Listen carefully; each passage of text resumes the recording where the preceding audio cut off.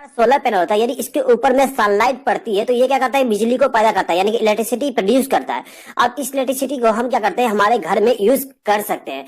दोस्तों ये जो सोलर पैनल होता है, इसको लगाने के लिए हमें बस केवल स्टार्टिंग में इन्वेस्ट करना पड़ता है, और उसको इन्वेस्ट करने के बाद में हम लाइफ टाइम तक हमारे घर में इलेक्ट्रिसिटी बिल पूरा फ्री हो जाएगा या फिर कम हो जाएगा। ठीक है दोस्तों, चलिए दोस्तों, आज के इस वीडियो के माध्यम से मैं आपको बताता हूं कि आप यदि सोलर पैनल खरीदने जाते हैं तो आपको किन किन बातों को ध्यान रखना है।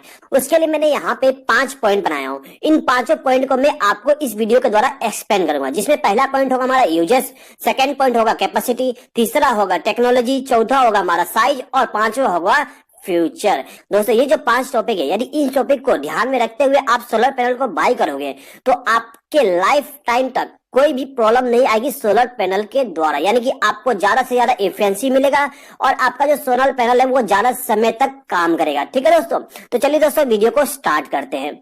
दोस्तों यदि हम हमारे घर में सोलर पैनल को लगाना चाहते हैं तो उसके लिए सबसे पहले तो हमें यह डिसाइड करना है कि हमें सोलर पैनल किस कारण से यूज करना है। दोस्तों देखिए, मोस्टली 2 कारण से हम सोलर पैनल का इस्तेमाल करते हैं।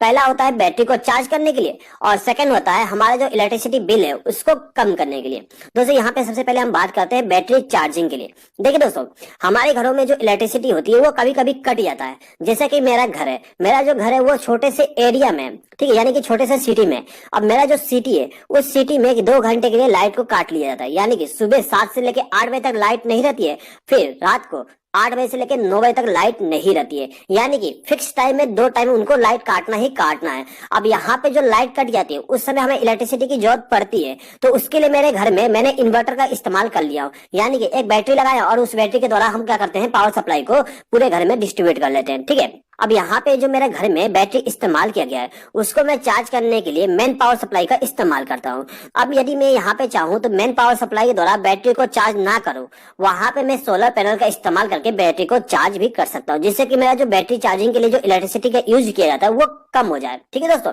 अब सेकेंड पॉइंट है रिड्यूस इलेक्ट्रिसिटी बिल, यानी कि यदि हमें इलेक्ट्रिसिटी बिल को कम करना है तो उसके लिए हम सोलर पैनल का इस्तेमाल कर सकते हैं। दोस्तों जो हमारा सोलर पैनल होता है उसको हम डायरेक्टली हमारे इक्विपमेंट के साथ कनेक्ट करके हम पूरे घर के लोड को चला सकते हैं। ठीक है, इसके बारे में हम आगे भी बात करेंगे। ठीक है दोस्तों, तो यहाँ पे सबसे पहले हमें ये डिसाइड करना है कि हमें सोलर पैनल किस लिए इस्तेमाल करना है, बैटरी चार्जिंग के लिए या फिर हमें इलेक्ट्रिसिटी बिल को यानी कि पूरे घर के लोड को चलाने के लिए इस्तेमाल करना है। अब दोस्तों यहाँ पर हमने डिसाइड कर लिया कि हमें किस कारण से सोलर पैनल को लगाना है, उसके बाद हमें ये डिसाइड करना है कि हमें किस प्रकार से कनेक्शन करना है। दोस्तों हमारे घरों में सोलर पैनल का कनेक्शन 3 टाइप से किया जाता है। पहला तो of grid, second on grid और तीसरा जो होता है वो हाइब्रिड टाइप का होता है। ठीक है दोस्तों, तो सबसे पहले हम बात करते हैं ऑफ ग्रिड के बारे में। दोस्तों यदि हम हमारे घर में ऑफ ग्रिड टाइप से कनेक्शन करवाते हैं तो हमें पूरा का पूरा बैटरी और सोलर पैनल पे डिपेंड होना होगा, क्योंकि ऑफ ग्रिड टाइप से हम इलेक्ट्रिक पोल से पावर सप्लाई नहीं लेते हैं। हमारा जो घर का लोड होता है यानी कि पूरा घर के इलेक्ट्रिकल इक्विपमेंट होते हैं वो सबके सब सोलर पैनल और बैटरी के द्वारा चालू रहते हैं। ठीक है दोस्तों यदि आप आपके घर में ऑफ ग्रिड टाइप का कनेक्शन करवाते हैं तो आपको पूरा का पूरा डिपेंड करना पड़ेगा बैटरी के बैकअप पे और सोलर पैनल पे, यानी कि दिन के समय जो हमारा सोलर पैनल है वो काम करेगा और जब रात के समय सोलर पैनल काम नहीं करेगा तो उस समय हमारा जो बैटरी है वो काम करेगा। ठीक है दोस्तों, अब जो सेकंड टाइप का कनेक्शन होता है वो ऑन ग्रिड टाइप का कनेक्शन होता है। दोस्तों ऑन ग्रिड टाइप के कनेक्शन में हम बैटरी का इस्तेमाल नहीं करते हैं। हमारा जो घर का लोड होता है वो टोटली सोलर पैनल और इलेक्ट्रिक पोल पे डिपेंड करता है। दिन के समय हमारा सोलर पैनल काम करता है हमारे घर के लोड को चलाने के लिए, और रात के समय जब हमारा सोलर पैनल काम नहीं करता तो उस समय हम ग्रिड का पावर सप्लाई इस्तेमाल करके हमारे घर के लोड को चला सकते हैं। ठीक है, अब दोस्तों देखिए, यदि आप ऑन ग्रिड टाइप का कनेक्शन करते हैं आपके घर में तो आपको वहां पे बाई डायरेक्शनल एनर्जी मीटर का इस्तेमाल करना पड़ेगा। ये जो बाई डायरेक्शनल एनर्जी मीटर होता है उसमें आप बिजली को उधार दे भी सकते हो इलेक्ट्रिसिटी बोर्ड को, यानी कि दिन के समय यदि आपका जो सोलर पैनल है वो ज्यादा बिजली पैदा कर रहा है और जो आपका घर है उसमें लोड कम है तो उस समय क्या होता है, जो सोलर पैनल से पावर सप्लाई प्रोड्यूस होता है उसको हम बिजली बोर्ड को उधार दे सकते हैं, यानी कि इलेक्ट्रिसिटी बोर्ड को हम उधारी दे देते हैं। ठीक है, रात के समय जब हमारा सोलर पैनल काम नहीं करता तो उस समय आप उसको रिटर्न लेके हमारे घर के लोड को चला सकते हैं। इस तरह से आपके घर का जो बिजली का बिल है वो भी कम हो जाता है। ठीक है दोस्तों, अब जो तीसरा टाइप का कनेक्शन होता है इसको हम कहते हैं हाइब्रिड सोलर सिस्टम, यानी कि इसमें हम बैटरी का भी इस्तेमाल करते हैं, सोलर पैनल का भी इस्तेमाल करते हैं और इलेक्ट्रिसिटी का जो ग्रिड होता है उसका भी इस्तेमाल करते हैं। यानी कि हमारा जो घर होता है उसमें 3 पावर सप्लाई आता है, पहला तो solar panel, second electric pole, तीसरा बैटरी बैंक का। ठीक है दोस्तों, तो इस टाइप का कनेक्शन करने से हमारे घर के जो इलेक्ट्रिसिटी होती है वो टोटली जीरो हो जाता है, यानी कि इलेक्ट्रिसिटी का जो बिल होता है वो टोटली जीरो हो जाएगा, क्योंकि यहाँ पे आपका जो सोलर पैनल है वो वर्क करेगा। रात के समय आप बैटरी का बैकअप के द्वारा घर के लोड को चला सकते हो। अब यदि किसी कारण से आपका जो बैटरी का बैकअप है वो खत्म हो जाता है तो उस समय आप ग्रिड का पावर सप्लाई भी लेके आपके घर के लोड को चला सकते हो। तो दोस्तों यहाँ पर हमने डिसाइड कर लिया कि हमें सोलर पैनल किस कारण से यूज करना है। अब इसके बाद में हमें ये देखना है कि हमें कितने वाट का सोलर पैनल इस्तेमाल करना पड़ेगा हमारे घर के लिए। तो दोस्तों इसके लिए मैंने 2 पॉइंट बनाया, जिसमें पहले बात करेंगे बैटरी चार्जिंग के लिए। दोस्तों यदि आपके घर में ऑलरेडी बैटरी है, उस बैटरी को चार्ज करने के लिए आप सोलर पैनल का इस्तेमाल करना चाहते हो, तो उसके लिए आप इस चार्ट के हिसाब से सिलेक्शन कर सकते हो। यहाँ पे जो बैटरी दिखा गई, ये 2 बैटरी दिखा गई, यानी कि 2 बैटरी है। यहाँ पे 150 AH का 2 बैटरी है, तो उसके लिए आपको चार्ज करने के लिए 300 वाट वाली सोलर पैनल का इस्तेमाल करना पड़ेगा। ठीक है, मिनिमम 300 वाट होना चाहिए। उसके बाद यदि आपके घर में 2 बैटरी है 100 AH का, तो वहां पे आपको 200 वाट का सोलर पैनल का इस्तेमाल करना पड़ेगा। उसके बाद यदि आपके घर में 75 AH का 2 बैटरी है, तो उसको चार्ज करने के लिए आपको मिनिमम 150 वाट का सोलर पैनल इस्तेमाल करना पड़ेगा। और यदि आपके घर में केवल 7 AH का 2 बैटरी है, तो उसको चार्ज करने के लिए आपको केवल 15 वाट का सोलर पैनल इस्तेमाल करना पड़ेगा। और यदि आपके घर में 300 AH का बैटरी है, तो उसके लिए आपको 600 वाट का सोलर पैनल इस्तेमाल करना पड़ेगा। ठीक है दोस्तों, तो यहाँ पे बात हो गई दोस्तों बैटरी चार्जिंग के लिए। अब दोस्तों देखिए, अब यदि आपके घर में आप सोलर पैनल का इस्तेमाल करना चाहते हो बिजली के बिल को कम करने के लिए, तो आपको इस चार्ट के हिसाब से सोलर पैनल का इस्तेमाल करना पड़ेगा। दोस्तों इस चार्ट में ये बताया गया कि यदि आपके घर में डेली का बिजली जो खपत होती है वो यदि 1 यूनिट है, तो वहां पे आपको 250 वाट का सोलर पैनल का इस्तेमाल करना है। और यदि आपके घर में 2 यूनिट का बिजली की खपत किया जाता है, तो वहां पे आप 500 वाट का सोलर पैनल इस्तेमाल कर सकते हैं। और यदि आपके घर में 4 यूनिट का बिजली की खपत होती है डेली बेसिस पे, तो वहां पे आपको 1000 वाट का सोलर पैनल इस्तेमाल करना पड़ेगा। और यदि 10 यूनिट है तो वहां पे 2500 वाट। और यदि आपके घर में 30 यूनिट का बिजली की खपत डेली किया जा रहा है, तो वहां पे आपको 7500 वाट का सोलर पैनल इस्तेमाल करना पड़ेगा। दोस्तों यदि आपको ये नहीं मालूम कि किस प्रकार से हम यूनिट को निकालेंगे, तो उसके लिए आप आपके घर का जो इलेक्ट्रिसिटी बिल है उसको देख लीजिए। वहां पे आपके यूनिट लिखा हो गया होगा, वहां पे देखिए टोटल यूनिट कितना कंज्यूम किया गया है 1 महीने में, और उसको डिवाइड कर दीजिए 30 से। जैसे आप डिवाइड करते हैं तो आपको मालूम चल जाएगा कि एक दिन में आपके घर में कितने यूनिट की खपत किया जा रहा है। ठीक है दोस्तों, अब दोस्तों देखिए यहाँ पे हमें मालूम चल गया कि हमें कितने वाट का सोलर पैनल का इस्तेमाल करना है। अब इसके बाद में बात करते हैं दोस्तों हम टेक्नोलॉजी के बारे में, यानी कि जब हम सोलर पैनल को बाय करने जाते हैं हमें कौन से टेक्नोलॉजी का सोलर पैनल इस्तेमाल करना है उसके बारे में जान लेते हैं। दोस्तों देखिए मार्केट में बहुत सारे टाइप के सोलर पैनल ऑलरेडी अवेलेबल है, लेकिन यहाँ पे मैं आपको केवल 2 टाइप के सोलर पैनल के बारे में बात करके बताऊंगा। पहला तो मोनोक्रिस्टलाइन सोलर पैनल और सेकंड होता है पॉलीक्रिस्टलाइन सोलर पैनल। ठीक है दोस्तों, तो यहाँ पे हमारे पास 2 टाइप के सोलर पैनल है। अब यहाँ पे हमें ये डिसाइड करना है कि हमें मोनो इस्तेमाल करना है या फिर पॉली टाइप का जो सोलर पैनल है उसका इस्तेमाल करना है। दोस्तों सबसे पहले तो ये आप जान लीजिए कि जो हमारा सोलर पैनल होता है उसको हम देख के किस प्रकार से डिसाइड करें कि ये पॉली टाइप का सोलर पैनल है या फिर मोनो टाइप का। दोस्तों देखिए ये जो हमारा पॉली टाइप का सोलर पैनल होता है ये रेक्टेंगुलर होता है, यानी कि जो हमारा सेल होगा उसमें किसी प्रकार का कट नहीं हुआ, टोटली रेक्टेंगुलर होगा। और जो हमारा मोनो टाइप का सोलर पैनल होता है इसमें एक डायमंड शेप का कट होता है, यानी कि हर एक सेल में साइड का जो कॉर्नर होता है उसको कट कर दिया जाता है। इसका यही पहचान होता है कि ये मोनो है कि पॉली है। ठीक है दोस्तों, इसके बाद एक और पहचान होता है कि जो हमारा पॉली टाइप का सोलर पैनल होता है ये ब्लू कलर का होता है, और मोनो टाइप का जो सोलर पैनल होता है वो ब्लैक कलर का होता है। ठीक है दोस्तों, यानी कि डार्क ब्लैक होता है।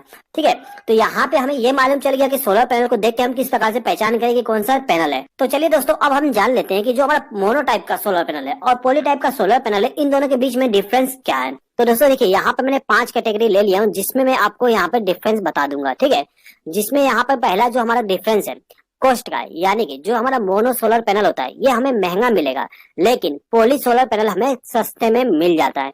अब यहाँ पे जो हमारा मोनो सोलर पैनल होता है इसका जो इफिशियंसी होता है वो 70 से लेकर 20% तक होता है, लेकिन पॉली सोलर पैनल का जो इफिशियंसी होता है वो केवल 13 से लेकर 16% तक होती है। ठीक है दोस्तों, अब यहाँ पे जो हमारा मोनोक्रिस्टलाइन सोलर पैनल होता है और जो पॉलीक्रिस्टलाइन सोलर पैनल होता है दोनों के दोनों 25 साल से भी ज्यादा वर्क करते हैं, यानी कि आपको 25 साल तक किसी प्रकार का मेंटेनेंस करने की जरूरत नहीं पड़ेगा। ठीक है दोस्तों, उसके बाद में आपका जो मोनो सोलर पैनल होता है यदि आपको इसको लगाना है तो आपको स्पेस की बहुत ज्यादा ध्यान देना पड़ता है। आपका जो मोनो सोलर पैनल होता है वो क्या करता है कम स्पेस में आउटपुट पावर सप्लाई ज्यादा दे देगा, लेकिन आपका जो पॉली सोलर पैनल होता है ये ज्यादा जगह लेता है, यानी कि इसको इंस्टॉलेशन करने के लिए आपको स्पेस की ज्यादा जरूरत पड़ती है। यदि आपके घर में स्पेस कम है तो आपको मोनो सोलर पैनल का ही इस्तेमाल करना पड़ेगा। लेकिन आपके घर में यदि स्पेस ज्यादा है और आप कम कीमत में आपके घर में इंस्टॉलेशन करना चाहते हैं तो उस कंडीशन में आप पॉली सोलर पैनल का इस्तेमाल कर सकते हो। ठीक है दोस्तों, अब दोस्तों यहाँ पे हम बात करते हैं इनके परफॉर्मेंस के बारे में। दोस्तों जो हमारा मोनो सोलर पैनल होता है इसका जो परफॉर्मेंस होता है बहुत अच्छा होता है, यानी कम लाइट पे भी आपको आउटपुट पावर सप्लाई अच्छा खासा दे देता है। लेकिन जो आपका पॉली सोलर पैनल होता है वो कम लाइट पे अच्छे खासा वर्क नहीं करता है, यानी कि उसको काम करने के लिए, यानी कि आउटपुट पावर सप्लाई जनरेट करने के लिए जो सूर्य की रोशनी होता है वो अच्छा खासा उसके सोलर पैनल पे पड़ना चाहिए। यदि आपके घर में जो सोलर पैनल लगाया जा रहा है उस पे सूर्य की रोशनी कम समय के लिए आ रहा है तो वहां पे आप पॉली क्रिस्टलाइन सोलर पैनल का इस्तेमाल बिल्कुल ना करिएगा, वहां पे आपको मोनो क्रिस्टलाइन सोलर पैनल का इस्तेमाल करना है। ठीक है दोस्तों, यहाँ पे मैं आपको एक चीज कहना चाहूंगा कि दोस्तों यदि आपके घर में सोलर पैनल का इस्तेमाल करें तो आप केवल मोनो क्रिस्टलाइन सोलर पैनल का ही इस्तेमाल करिए, क्योंकि ये आपको थोड़ा सा ज्यादा महंगा पड़ता है लेकिन आपको इफिशिएंसी ज्यादा देगा, आपका जो स्पेस है वो कम लेगा, आपको आउटपुट पावर सप्लाई ज्यादा देगा, यानी कम समय में आपको आउटपुट पावर सप्लाई बहुत ज्यादा मिल जाता है। ठीक है दोस्तों, यदि आप कम खर्चे में आपके घर में इंस्टॉलेशन करना चाहते हैं तो आप पॉली वाले सोलर पैनल का भी लगा सकते हैं। ठीक है दोस्तों, तो अब चलिए दोस्तों यहाँ पे मैं आपको ये भी बता देता हूँ कि हमारे इंडिया में कौन से पॉपुलर ब्रांड है जिसका हम सोलर पैनल का इस्तेमाल कर सकते हैं। तो दोस्तों देखिए यहाँ पे जो पॉपुलर ब्रांड है वो मैं एक छोटे से रिसर्च के हिसाब से बता रहा हूँ, हो सकता है कि दूसरे ब्रांड भी अच्छे हो और उनका भी आप सोलर पैनल इस्तेमाल कर सकते हो, लेकिन यहाँ पे मेरे एक्सपीरियंस और एक छोटा सा रिसर्च के हिसाब से मैं आपको यहाँ पे ब्रांड का नाम बता रहा हूँ। तो दोस्तों देखिए जो पहला कंपनी है वो है लुमिनस कंपनी। दोस्तों लुमिनस कंपनी बहुत ही अच्छा कंपनी है और इसका जो सोलर इन्वर्टर होता है और जो नॉर्मल इन्वर्टर है उसका इस्तेमाल हम हमारे घरों में ऑलरेडी करते हैं। आप चाहे तो इस कंपनी का सोलर पैनल का भी इस्तेमाल कर सकते हो। इसके बाद में दोस्तों लूम सोलर कंपनी है। दोस्तों लूम सोलर कंपनी का जो सोलर पैनल है इसका इस्तेमाल बहुत ही जगह किया जा रहा है, मैंने बहुत ही जगह देखा हूँ कि लूम सोलर कंपनी का सोलर पैनल इस्तेमाल किया जा रहा है और इसका जो परफॉर्मेंस है बहुत ही अच्छा खासा है। तो आप चाहे तो लूम सोलर कंपनी का भी सोलर पैनल आपके घर में लगा सकते हैं। उसके बाद में दोस्तों देखिए टाटा पावर का जो सोलर पैनल है वो भी अच्छा खासा वर्क करता है, उसका भी सोलर पैनल आप बाय कर सकते हो। उसके बाद माइक्रोटेक का भी सोलर पैनल आता है और वारी कंपनी का भी सोलर पैनल आता है। दोस्तों यहाँ पे मैंने आपको 5 नाम बता दिया हूँ जो कि सोलर पैनल का मैन्युफैक्चर करते हैं, तो इन 5 में से कोई भी आप एक सोलर पैनल का इस्तेमाल कर सकते हो। ठीक है दोस्तों, दूसरे भी कंपनी अच्छे होते हैं, आप चाहे तो उनका भी इस्तेमाल कर सकते हो। बस मैंने एक छोटा सा रिसर्च किया था, उस रिसर्च के हिसाब से मैं आपको यहाँ पे नाम बताया हूँ। ठीक है दोस्तों यदि आप जानना चाहते हो कि कितने वाट का सोलर पैनल हमें कितने में पड़ेगा, यानी कितना प्राइस होगा, तो उसके लिए मैंने एक डिस्क्रिप्शन में लिंक दे दिया। आप उस लिंक पे क्लिक करके एक वेबसाइट पे जाएंगे और उस वेबसाइट के जरिए आप जान सकते हो कि कितने वाट का सोलर पैनल आपको कितने में पड़ेगा और साथ ही साथ में आपको बहुत सारे इंफॉर्मेशन भी मिल जाएगा। तो प्लीज दोस्तों उस लिंक पे क्लिक करके एक बार चेकआउट जरूर कर लीजिएगा। ठीक है दोस्तों, चलिए आगे बढ़ते हैं। दोस्तों यदि आप सोलर पैनल को बाय करने जाते हो तो वहां पे आपको डायमेंशन यानी कि साइज का भी ध्यान देना होता है। दोस्तों साइज में हम क्या क्या ध्यान देंगे उसके बारे में जान लीजिए। देखिए जो हमारा सोलर पैनल होता है उसमें आपको ये ध्यान देना है कि वो कम स्पेस में, यानी कि उसका डायमेंशन कम हो और वो आउटपुट पावर सप्लाई वो ज्यादा दे। जैसे कि दोस्तों यहाँ पे आप देख सकते हो ये जो हमारा सोलर पैनल है इसका हाइट 2 मीटर है और इसका लेंथ जो है वो 1 मीटर है। सेम टू सेम तीनों सोलर पैनल का है, लेकिन ये जो सोलर पैनल है वो 330 वाट आउटपुट पावर सप्लाई दे रहा है और ये वाला सोलर पैनल 350 वाट आउटपुट पावर सप्लाई दे रहा है। इसके बाद में ये जो सोलर पैनल है वो इसी डायमेंशन में 375 वाट का आउटपुट पावर सप्लाई दे रहा है। तो जब आप सोलर पैनल को बाय करने जाते हो तो वहां पे आपको डायमेंशन का ध्यान रखते हुए ही बाय करना है। आपको ज्यादा आउटपुट वाले सोलर पैनल का इस्तेमाल करना है, यानी कि जो डायमेंशन है वो सेम रहे और जो आउटपुट पावर सप्लाई है वो ज्यादा मिले। ठीक है दोस्तों यदि आप जानना चाहते हो कि कौन से सोलर पैनल का कितना डायमेंशन है और कितना आउटपुट पावर सप्लाई देता है तो उसके लिए आपको उसका डाटा शीट देखना पड़ेगा। दोस्तों हर एक सोलर पैनल के साथ में डाटा शीट आता है, यदि उसके साथ में डाटा शीट नहीं है तो आप उस कंपनी के वेबसाइट पे जाके डाटा शीट को डाउनलोड कर सकते हो। ठीक है दोस्तों, अब इसके बाद में दोस्तों जब हम सोलर पैनल को बाय करने जाते हैं तो वहां पे उसके फ्यूचर के बारे में भी ध्यान रखना होता है। दोस्तों जैसे कि आप मोबाइल खरीदने जाते हो तो आप ये ध्यान देते हो कि आपका जो मोबाइल है उस मोबाइल में रैम कितना है, इंटरनल मेमोरी कितना है, उसका कैमरा क्वालिटी कितना है, बैक कैमरा कितना है, फ्रंट कैमरा कितना है। सेम टू सेम आपको सोलर पैनल खरीदने के समय भी कुछ बातें ध्यान देना होता है, यानी कि उसका जो फ्यूचर है उसके बारे में ध्यान देना होता है। अब जो सोलर पैनल होता है उसमें क्या बातें ध्यान देना है उसके बारे में जान लीजिए।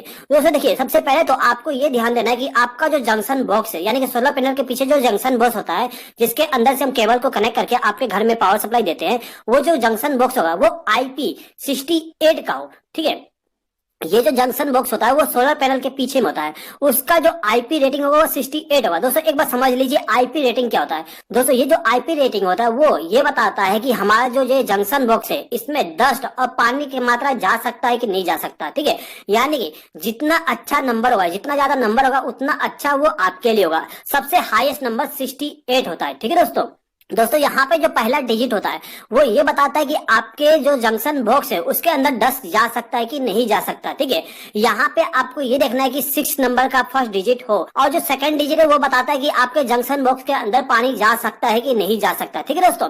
तो यहाँ पे जो सेकंड डिजिट हो वहां पे आपको ये ध्यान देना है कि सेकंड डिजिट आपका 7 हो या फिर 8 हो, ठीक है। यदि आपका जो सेकंड डिजिट है वो यदि 8 है तो वो सबसे बेस्ट होगा, जिससे कि आपका जो जंक्शन बॉक्स है उसके अंदर पानी जा ही नहीं सकता, ठीक है दोस्तों। तो आपको यहाँ पे आईपी रेटिंग का ध्यान रखते ही सोलर पैनल का बाय करना है। दोस्तों देखिए, यदि आप सोलर पैनल को आईपी रेटिंग का ध्यान रखते हुए ना खरीदते हैं तो आपका जो सोलर पैनल है उसके जंक्शन बॉक्स में यदि डस्ट चला जाता है या फिर पानी चला जाता है तो उसका टर्मिनल शॉर्ट हो जाएंगे। यदि वो टर्मिनल शॉर्ट हो जाते हैं तो आपका जो सोलर पैनल है वो पूरा का पूरा खराब हो जाएगा, ठीक है दोस्तों।